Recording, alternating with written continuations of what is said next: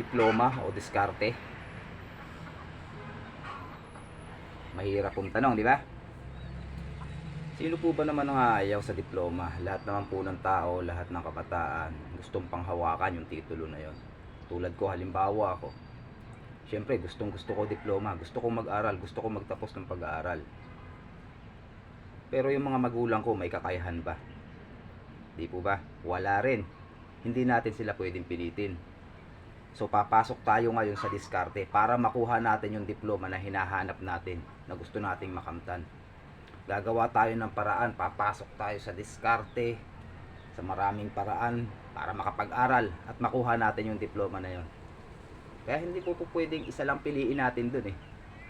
Parehas po sila talagang pipiliin natin, diploma at saka diskarte. Kung hindi kaya ng magulang na pag-aralin tayo, gumawa tayo ng paraan, dumiskarte tayo para makapagtapos tayo ng pag-aaral at makuha natin yung diploma na gusto natin makamtan. Yun po ang sagot ko talaga doon. God bless po.